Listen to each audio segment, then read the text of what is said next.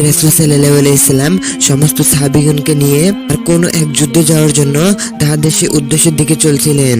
তখন রাসূল সাল্লাল্লাহু আলাইহি সাল্লামের পূর্বেই আর সমস্ত সাহাবীগণ যখন সামনে এগিয়ে গেল, তখন তারা সামনে এগিয়ে দেখতে পেল যে একটি বিশাল আকৃতির সাপ আর তাদের পথের মাঝে দাঁড়িয়ে থেকে তাদের সেই পথ আটকিয়ে দিয়েছে এবং তাদেরকে দেখা মাত্র সেই সাপটি প্রচন্ড ভাবে গর্জন করছে। আর সেই সাপটির এরকম ভয়ঙ্কর গর্জন শুনে সমস্ত সাহাবীগণ পিছনে আসতে লাগলো এবং তারা সকলে পিছনে আসতে আসতে প্রিয় নবী রাসূল সাল্লাল্লাহু আলাইহি সাল্লামের নিকট উপস্থিত হতে লাগলো। সমস্ত সাহাবীগণ প্রিয় নবী রাসূল সাল্লাল্লাহু আলাইহি সাল্লামের নিকট উপস্থিত হয়ে প্রিয় নবী রাসূল সাল্লাল্লাহু আলাইহি সাল্লামকে উদ্দেশ্য করে একথা বললেন যে, হে প্রিয় নবী রাসূল সাল্লাল্লাহু আলাইহি সাল্লাম, আমরা যুদ্ধের ময়দানে যাওয়ার উদ্দেশ্যে তথা নিকট দিয়ে যাচ্ছিলাম। হঠাৎই একটি বিশাল আকৃতির সাপ আমাদের সেই রাস্তার সামনে এসে পড়ে এবং সেই সাপটি প্রচন্ড ভাবে গর্জনে আমাদেরকে ভয় দেখাতে থাকে এবং সেই সাপটির গর্জনে আমরা ভীত হয়ে তথাস্থান থেকে পিছনে আসতে আসতে আপনার নিকট উপস্থিত হইয়াছি। হে প্রিয় নবী রাসূল সাল্লাল্লাহু আলাইহি সাল্লাম, আপনি একটু সামনে গিয়ে দেখুন যে সেই সাপটি কিভাবে গর্জন করছে। তখন সমস্ত সাহাবীগণ কথাটা শুনে প্রিয় নবী রাসূল সাল্লাল্লাহু আলাইহি সাল্লাম তথাস্থানে যেতে লাগলেন এবং যেতে যেতে সেই সাপটির তথাস্থানে উপস্থিত হয়ে তিনি সেই বিশাল একটি সাপটিকে দেখা মাত্র সেই সাপটি নবীজিকে উদ্দেশ্য করে সালাম দিল। সেই সাপটির সালামের জবাব নিয়ে নবী উচ্চস্বরে একথা বললেন যে, হে বিশাল আকৃতির সাপ, আমার সমস্ত সাহাবীগণ যুদ্ধে যাওয়ার উদ্দেশ্যে বাহির হয়ে পড়িয়েছে আর প্রতিমধ্যেই তুমি এই রাস্তার মাঝখানে এসে তাহাদের পথ কেন আটকে দিয়েছো? তোমার এই বিশাল আকৃতির দেহ ও গর্জনের ভয়ে সমস্ত সাহাবীরা পিছনের দিকে যাচ্ছে। তাহাদের কাছে তোমার এরকম ভয় দেখানোর কারণ শুনে আর আমি দ্রুতই তোমার নিকট এই জন্য উপস্থিত হইয়াছি যে তুমি কেনই বা তাহাদের এই পথ আটকিয়ে দিয়েছো। তুমি উচ্চস্বরে এই পথ আটকানোর কারণটা আমাকে বলে দাও। তখন সেই সাপটি নবীজিকে উদ্দেশ্য করে কথা বলল যে, আর সমস্ত ব্যক্তির পথ আটকানো বা তাহাদেরকে ভয় দেখানো আমার উদ্দেশ্য নয়। আমার উদ্দেশ্য যদি আপনি শুনেন তাহলে অবশ্যই আপনি বিমোহিত হয়ে পড়বেন। আর আপনার কাছে আমার এই অনুরোধ, আপনি অবশ্যই আমাকে শাস্তি প্রদানের পূর্বে আর আমি এটা মনে করছি যে আর অবশ্যই আপনি এই পথ আটকানোর উদ্দেশ্যে শুনবেন। তখন প্রিয় নবী রাসূল সাল্লাল্লাহু আলাইহি সাল্লাম যে সাপটিকে উদ্দেশ্য করে একথা বলল যে, ওহে সাপ, তুমি সম্পূর্ণভাবে এই কথাটা আমাকে বলে দাও যে তুমি কেন সাহাবীদের পথ আটকিয়েছিলে এবং তার উদ্দেশ্য বাকি তাহা অবশ্যই আমাকে এক্ষুনি বলে দাও। তুমি অবশ্যই আমাকে এই কথাটাই বলো, আমি অবশ্যই তোমার এই কথাটাই শুনবো। তখন সেই ভয়ঙ্কর সাপটি নবীজিকে উদ্দেশ্য করে একথা বলল যে, ওহে প্রিয় নবী রাসূলুল্লাহ সাল্লাল্লাহু আলাইহি সাল্লাম, আপনারা সবাই ভাবছেন আমি একজন বিশাল আকৃতির সাপ এবং আমি সাপ নই, আমি হলো এক বিশাল আকৃতির জিন এবং সেই সাপের আকৃতিতে আমি এই স্থানে এই জন্য উপস্থিত হইয়াছি যে এবং আমি লোকমুখে এটা শুনেছি যে প্রিয় নবী রাসূল সাল্লাল্লাহু আলাইহি সাল্লাম সমস্ত সাহাবীগণকে নিয়ে এবং সকলে যুদ্ধে যাওয়ার জন্য এই রাস্তা দিয়ে বাইরে হয়ে পড়েছে এবং এই সুযোগে আমি যদি আমার প্রিয় নবী রাসূল সাল্লাল্লাহু আলাইহি সাল্লামের চেহারা দয় আর একটিবারও যদি এক নজর দেখতে পারি তাহলে আমার জীবনটা ধন্য হয়ে যাবে। এবং যে 9 জন জিন আপনার সেই শান্তির পথ কবুল করেছিল এবং তাদের মধ্যে আমি একজন এবং তারা সকলে বৃদ্ধ হয়ে গেছে এবং শুধুমাত্র একটিবার আপনার সেই নুরানি চেহারাদের দেখার জন্য আমি কৌশল করে ভয়ঙ্কর সাপ সেজে আপনাদের এই পথ আমি এই জন্য আটকিয়েছি। আর আমার উদ্দেশ্য সকলকে ভয় দেখানো ও পথ আটকানো নয় এবং আমার জীবনে একমাত্র লক্ষ্য যে আপনার সেই নুরানি চেহারাদ্বয় একটিবার দেখা মাত্রই আমার জীবন শান্তিতে পরিপূর্ণ হয়ে যায় আর আমি এই জন্য স্থানে এসেছি। প্রিয় বন্ধুরা, এই ঘটনা থেকে আমরা এটা জানতে পারলাম যে একটি জিন প্রিয় নবী রাসূল সাল্লাল্লাহু আলাইহি সাল্লামকে একটিবার দেখার জন্য একটি ভয়ঙ্কর সাপের রূপ ধারণ করে তাদের সেই স্থানে উপস্থিত হইয়াছিল। আজ থেকে ১৫০০ বছর পূর্বে আর তখনকার সমস্ত মানুষগণ আর সেই জাহেলি যুগে বর্বরতায় নিমজ্জিত ছিল। আর এদিকে সালমার ঘর আলোকিত করে এক ফুটফুটে কন্যা সন্তানের জন্ম হলো। তখন কন্যা সন্তানের কান্নাদয় শুনে তাহার স্বামী আসাদ ইবনে সালেম তাহার ঘরের বাইরে থেকে দ্রুতই তাহার ঘরের মধ্যে উপস্থিত হতে লাগলো। তখন সালেম ততস্থানে উপস্থিত হয়ে সেই কন্যা সন্তানটি দেখে আসাদ ইবনে সালেম আর তার সেই স্ত্রীর দিকে তিনি অপলক দৃষ্টিতে তাকিয়ে আছেন। কন্যা সন্তান জন্ম দেওয়ার কারণে সেই সালমার মুখটা ফ্যাকাশে হয়ে গেছে। আর তখনকার প্রথা অনুযায়ী কন্যা সন্তান জন্মানো মানে লজ্জা। সেই লজ্জা থেকে একমাত্র মুক্তির উপায় ছিল যে সেই কন্যা সন্তানটিকে তথাস্থানে জীবন্ত কবর দেওয়া। দেখতে দেখতে কিছুক্ষণের মধ্যেই সেই আসাদের বাবা তথা এসে উপস্থিত হতে লাগলো। সেই কন্যা সন্তানটি দেখে তিনি ঘৃণাত্মক ভাবে একথা বলতে লাগলেন যে, ওহে আমার পুত্রবধূ, তুমি একটি কন্যা সন্তান জন্ম দিয়েছো। আমি এটা দেখতে পাচ্ছি এই কন্যা সন্তান জন্ম দেওয়ার মাধ্যমে এবং তুমি আমার এবং আমার পরিবারকে এবং আমার বংশধরকে তুমি অবশ্যই কলঙ্কিত করে ছাড়বে। আমি সেই কলঙ্কের যন্ত্রণা থেকে বাঁচতে আমি আমার নিজ হাতে আমার প্রিয় দুই কন্যাকে আমি আমার নিজ হাতে জীবন্ত দাফন করে দিয়েছি। আর আমার প্রিয় দুই কন্যাকে জীবন্ত কবর দেওয়ার মাধ্যম হলেও এবং আমি আমার বংশের মান সম্মান আর কখনোই নষ্ট হতে দেইনি। আর এখনো তুমি যেহেতু সেই কন্যা সন্তানের জন্ম দিয়েছো, তাহলে তোমাদেরকেও আমার মতো জীবন্ত কবর দিতে হবে। আর এই বিষয়ে সমস্ত গ্রামবাসী আর জানাজানি হওয়ার পূর্বেই তুমি এই কন্যা সন্তানটি দূরে কোথাও নিয়ে গিয়ে এক্ষুনি দাফন করে দাও। আর আমার এরূপ কথাতে তুমি যদি না মানো, আর তাহলে সে কন্যা সন্তানটির সঙ্গে তোমাকে সেখানে দাফন করে দেব। আমি এটা আশা করি যে তুমি এরূপ করবে না। আসাদের বাবা ততস্থানে চলে যেতে লাগলেন, কিন্তু আসাদ তার কন্যা সন্তানটির দিকে তাকিয়ে তাহার মায়ায় পড়ে গেল এবং সে মনে মনে এটা ভাবলো যে সে তার বাবার নির্দেশ কখনোই পালন করবে না। আর সে কন্যা সন্তানটি তার জীবন্ত কবর দেওয়ার কথা ভাবতেই তার বুকের ভিতরে যেন এক অজানা ব্যথা ছড়িয়ে পড়লো। এভাবে চলতে থাকলো কয়েকদিন। আর অনেক চেষ্টার পরেও সমস্ত গ্রামবাসী এটা জানতে পারলো যে তার বাড়িতে একটি কন্যা সন্তান জন্ম নিয়েছে। আর তখন সমস্ত গ্রামবাসীগণ সে আসাদের বাড়িতে এসে উপস্থিত হতে লাগলো এবং তাহারা কঠিন সিদ্ধান্তের দাবি নিয়ে আসাদের বাড়িতে গিয়ে যখন উপস্থিত হলো, তখন তাদের মধ্যে থাকা এক গ্রাম্য ব্যক্তি আসাদকে উদ্দেশ্য করে একথা বলল যে, ওহে আসাদ, তুমি আমাদের অত্যন্ত আদরের সন্তান এবং সবসময় আমরা তোমার কল্যাণ ও ভালো চাই। আর আমরা লোকমুখে এটা জানতে শুনেছি যে আর তোমার সে ছোট্ট খুঁটিরে একটি কন্যা সন্তান জন্ম নিয়েছে। এই কন্যা সন্তানটি জন্ম নেওয়ার কারণে তোমার এবং আমাদের বংশের এবং এই গ্রামের সমস্ত ব্যক্তির বংশের মান সম্মান ধুলো মিশে যাবে। এই মুহূর্তে তোমার অবশ্যই উচিত তোমার সে নিজের সম্মান রক্ষা করা। আর তখন গ্রামবাসীর এরূপ কথাটা শুনে আসাদ কান্না স্বরে কথা বলতে লাগলো যে, আমি আপনাদের কথা সম্পূর্ণভাবে বুঝতে পেরেছি, কিন্তু কেন জানি আমার এই কাজে মন সায় দিচ্ছে না। আমার সে জীবন্ত কন্যা সন্তানকে আমি আমার নিজ হাতে দাফন করব। আর আসাদের এরূপ কথা বলার সঙ্গে সঙ্গে তার ছোট ভাই হামাদ একথা বলতে লাগলো যে, আমরা কি শুধুমাত্র একটি কন্যা সন্তানের জন্য আর মহান সৃষ্টিকর্তা মহান আল্লাহ রাব্বুল আলামিনের গজব আমরা কি ডেকে আনতে চাই? অন্য গোত্রের সমস্ত লোকেরা জানতে পারে, আর তাহলে তারা আমাদের নিয়ে হাসি ঠাট্টা ও তামাশায় ভেঙে পড়বে। তুমি কেন এটা বুঝতে চাচ্ছ না যে এর কারণে আমার বংশের মান সম্মান আর একেবারে ধুলো মেশে আমাদের মুখে চুনকালি মাখিয়ে দেবে। আর অতএব এর চাইতে এটা অবশ্যই ভালো হবে যে তোমার সেই প্রিয় কন্যা সন্তানটিকে গ্রামবাসীর কথা মতো আর দূরে কোথাও নিয়ে গিয়ে সেখানে তাকে দাফন করে আসো। আর একটি মাত্র কন্যা সন্তান চলে গেলেই বা তেমন কি বা হবে?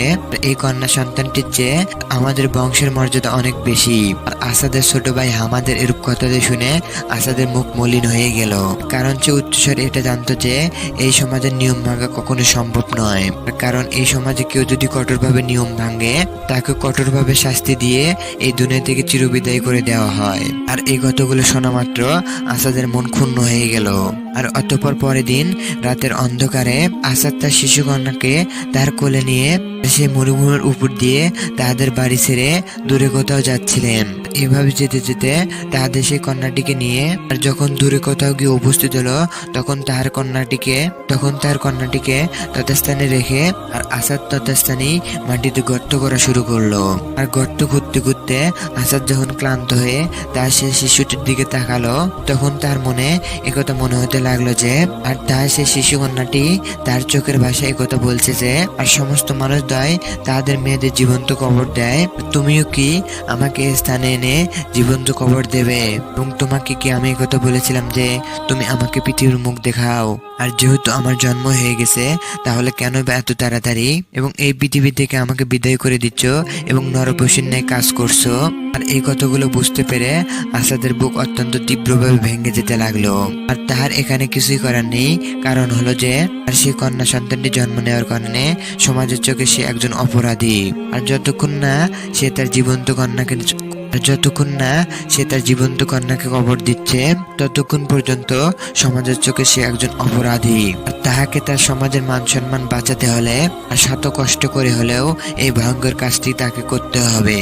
আর এরকম কথা ভাবতে ভাবতে যখন অনেকক্ষণ পার হয়ে গেল, তখন তার পিছনে দাঁড়িয়ে থাকা তার ছোট ভাই হামাদ একথা বলতে লাগলো যে, ওহে আমার প্রিয় ভাইজান, তুমি এখানে কেনই বা দেরি করছো? আর আমার মতে হলো এই কাজটি অত্যন্ত সাধারণ ব্যাপার। তুমি কিনা একটা কন্যা সন্তানের জন্ম দিয়ে তার প্রতি দুর্বল হয়ে পড়েছো নাকি? তুমি এটা ভুলে যাবে না যে তোমার কন্যা সন্তানের চেয়েও এবং তোমার সেই বংশ এবং সেই সমাজের মান সম্মান অত্যন্ত গুরুত্বপূর্ণ। আর ছোট ভাই হামাদের এরূপ কথাটা শুনে আসাদের একটি স্মৃতি মনে পড়ে গেল। আসাদের বাবা যখন তার বড় বোনকে সেই মরুভূমির বালিতে পুঁতে ফেলেছিল, তখন আসাদের মা তথাস্থানে প্রচন্ড ভাবে কেঁদেছিল, কিন্তু আসাদের মায়ের কান্নার তথাস্থানে কোনো মূল্যই ছিল না। আর আজ যে আসাদি সেই কঠিন পরীক্ষার মুখোমুখি হয়ে পড়েছে। এরূপ কথা ভাবতে ভাবতেই তথাস্থানে উপস্থিত হতে লাগলো ঘোড়ায় চড়ে এক যুবক ব্যক্তি। দেখতে দেখতে দ্রুত সময়ের মধ্যে সে তথাস্থানে উপস্থিত হলো। আর সে এখানে আসা মাত্র আসাদকে উদ্দেশ্য করে একথা বললো যে, ওহে ব্যক্তি, তুমি এই স্থানে একটু দাঁড়িয়ে যাও। তখন আসাদ সে অপরিচিত ব্যক্তিকে উচ্চস্বরে একথা বললো যে, আর কে তুমি, আর কই থেকে তুমি এখানে এলে?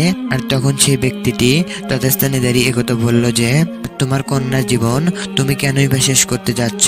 আর সেই শিশু কন্যাটি কি এরকম অপরাধ করেছে যে তাকে এই ভয়ঙ্কর শাস্তি দিচ্ছ? অথবা তাহার এরূপ কথাটা শুনে আসাদ তাহাকে উদ্দেশ্য করে একথা বলল যে, আরে হ্যাঁ, অবশ্যই আমি আমার কন্যাকে স্থানে হত্যা করছি, কারণ এই কন্যা শিশুটির তুলনায় আমার গোত্রের মান সম্মান রক্ষা করা অত্যন্ত জরুরি। আর তখন তার এরূপ কথাটা শুনে সে অপরিচিত ব্যক্তি কথা বলল যে, তুমি এটা বলছো যে তোমার গোত্রের সম্মান চলে যাবে, আর তাহা কি তুমি কখনো জানো?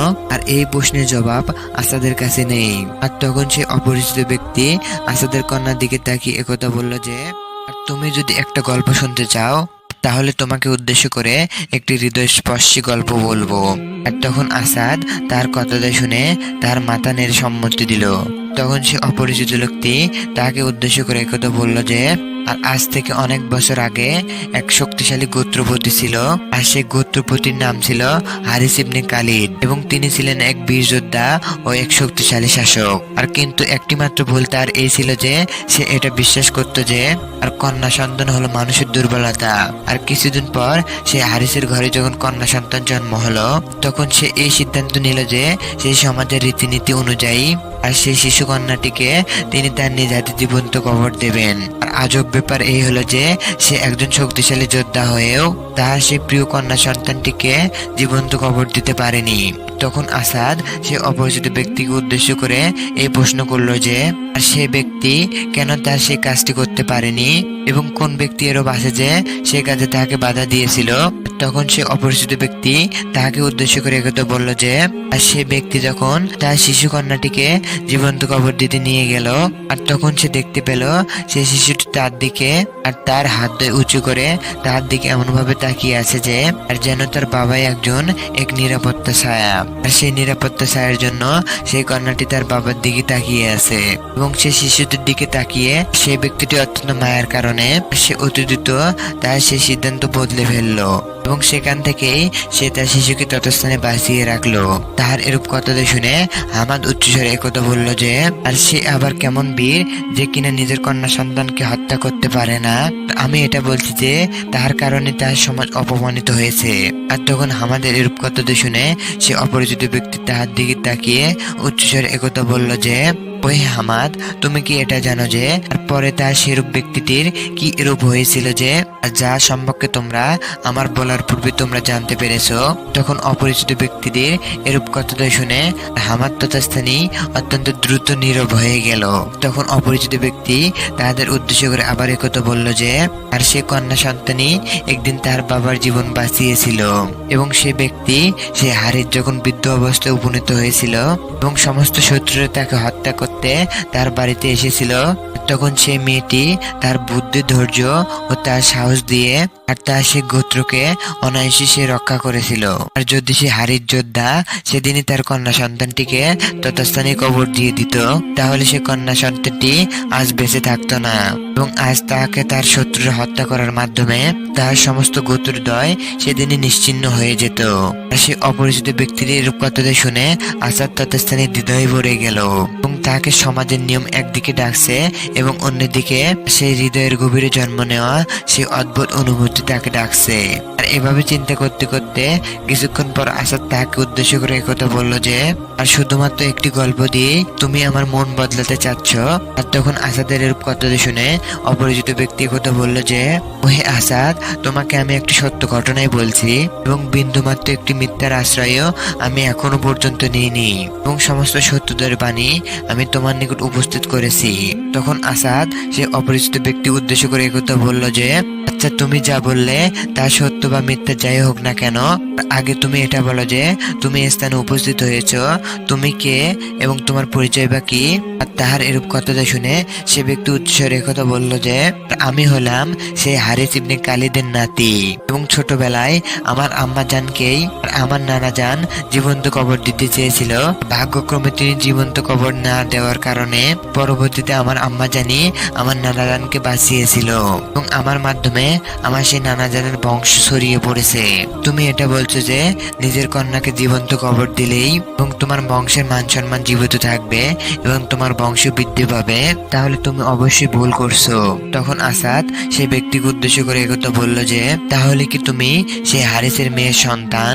তখন তার এরূপ কথা শুনে লোকটি উচ্চস্বরে একথা বলল যে, হ্যাঁ, আমার নানা সে কন্যা সন্তানই আমাদের সে গোত্রকে অনায়াসে রক্ষা করেছিল।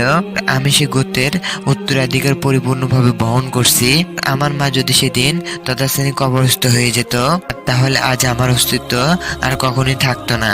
তখন তার এরূপ কথা শুনে আসাদ তথাস্থানে দাঁড়িয়ে প্রচন্ডভাবে ভাবতে লাগলো। তখন হামাদ তাহাকে উদ্দেশ্য করে একথা বলল যে, তুমি এই মিথ্যা কল্প কাহিনীতে আর কখনোই বিভ্রান্ত হয়েও না এবং আমাদের সমাজ তোমাকে যা করতে বলেছে তুমি অনায়াসে তাহা করো। তোমাকে অবশ্যই এটা কখনো ভুলে গেলে চলবে না। আর এভাবে কিছুক্ষণ পর আসাদ তার কন্যাকে তার কোলে তুলে নিয়ে একথা বলল যে, সমাজের নিয়ম সমাজের কাছে রহিয়াছে, এখনই পরিপূর্ণ সময় এই সমাজের নিয়ম পরিপূর্ণভাবে বদলানোর। আর এই কথাগুলো শুনে হামাদ বিস্ফোরিত হয়ে এই কথা বলল যে, তুমি কি সেই সমাজের নিয়ম বদলানোর কথা বলছো? তথাস্থান থেকে আসাদ তার কন্যা সন্তানটিকে নিয়ে তার বাড়িতে গিয়ে যেই মাত্র উপস্থিত হলো, ঠিক তখনই সমস্ত গ্রামবাসীগণ তত উপস্থিত হতে লাগলো এবং গ্রামবাসীগণ আসাদকে উদ্দেশ্য করে একথা বলতে লাগলো যে, ওহে আসাদ, তুমি আমাদের সঙ্গে বিশ্বাসঘাতকতা করেছো এবং এই সমাজের নিয়ম ভাঙার দুঃসাহস তুমি কিভাবে দেখালে? এবং তোমার পিতাও তো তোমার সেই বড় বোনকে নিজের হাতে হত্যা করেছে। তখন সেই গ্রামবাসীদের কথাটা শুনে আসাদ ধীর কণ্ঠে একথা বলতে লাগলো যে, হে গ্রামবাসী, আমি কখনোই বিশ্বাসঘাতকতা করিনি। আমি কেবল একজন পিতা হিসাবে আমার সেই সন্তানের প্রতি আমার সেই দায়িত্বটাই পালন করেছি। আমার কি একটি কন্যা সন্তান হয়েছে বিদায়, আর সেই কন্যা সন্তানটি বাঁচার এই পৃথিবীতে অধিকার নেই। আর পরদিন গ্রামবাসী আসাদ ও তার স্ত্রীকে তথাস্থান থেকে বাহির করে দিল এবং সে স্থান থেকে বাহির হয়ে আসাদ ও তার স্ত্রী আর এক মরুভূমির নিকট দিয়ে যাচ্ছিলেন। তখন হঠাৎ এক কাফেলার সঙ্গে তার দেখা হয়ে গেল। তখন সেই কাফেলার সর্দার তাকে উদ্দেশ্য করে একথা বলল যে, হে ব্যক্তি, তুমি কে এবং তুমি কোথায় যাচ্ছ? তখন তার এরূপ কথা শুনে আসাদ উচ্চস্বরে একথা বলল যে, আমি একজন নির্বাসিত ব্যক্তি, আমার গোত্রের লোকেরা আমাকে সমাজ থেকে বাহির করে দিয়েছে, তাই আমার স্ত্রী ও কন্যা সহ একটি নতুন আশ্রয় খুঁজছি। তাহার এরূপ কথা শুনে সে নেতা উচ্চস্বরে একথা বলল যে, তোমার নাম কি, তোমার পরিচয় কি? তখন তাহার এরূপ কথা শুনে আসাদ একথা বলল যে, আমার নাম হলো আসাদ ইবনে সালিম। তখন তাহার এরূপ কথা শুনে সে নেতা উচ্চস্বরে একথা বলল যে, তুমি কিনা সেই আসাদ যে কিনা সমাজের নিয়মের বিরুদ্ধে গিয়ে নিজের সেই প্রিয় কন্যাটিকে তুমি একমাত্র রক্ষা করেছিলে এবং আমাদের প্রিয় নবী রাসূল সাল্লাল্লাহু আলাইহি সাল্লাম উচ্চস্বরে একথা বলেছেন যে, কন্যা সন্তান হলো কোনো পিতারই বোঝা নয়, কন্যা সন্তান হলো জান্নাতে যাওয়ার একটি মাধ্যম এবং তুমি তাদের কথা কর্ণপাত না করে একটি সঠিক সিদ্ধান্ত নিয়েছো। তখন তার এরূপ কথা শুনে আসাদ অত্যন্ত বিস্মিত হলো, কারণ এই প্রথম কোনো ব্যক্তি তার সিদ্ধান্তের প্রশংসা করছে। তখন তার এরূপ কথা শুনে আসাদ উচ্চস্বরে একথা বলল যে, হে কাফেলার ব্যক্তিগণ, আপনারা কারা এবং আপনাদের পরিচয় কি আমরা জানতে পারি? আমরা হলো মহান সৃষ্টিকর্তা মহান আল্লাহ রাব্বুল আলামিনের শান্তির পথে অনয়নকারী এবং মহান সৃষ্টিকর্তা মহান আল্লাহ রাব্বুল আলামিনের একাত্মবাদে বিশ্বাসকারী এবং আমরা সেই সমাজ গড়তে চাই যেখানে মানুষ তার কন্যা সন্তানকে একটি লজ্জা মনে না করে বরং একটি দায়িত্ব মনে করবে। তখন তাহাদের এরূপ কথাটি শুনে আসাদ উচ্চস্বরে বলল যে এই কাফেলা শুধু আমাদেরকে আশ্রয়ই দিবে না, বরঞ্চ নতুন একটি বিশ্বাস এবং নতুন একটি দিশাও দিবে, এবং আমি তোমাদের সঙ্গী হয়ে তোমাদের শান্তির বাণী প্রচার করতে চাই এবং এই পুরো পৃথিবী জুড়ে একথা জানাতে চাই যে কন্যা সন্তান জন্ম নেওয়া কোনো লজ্জার বিষয় নয়, বরঞ্চ কন্যা সন্তান হলো একটি দায়িত্ব ও জান্নাতে যাওয়ার মাধ্যম।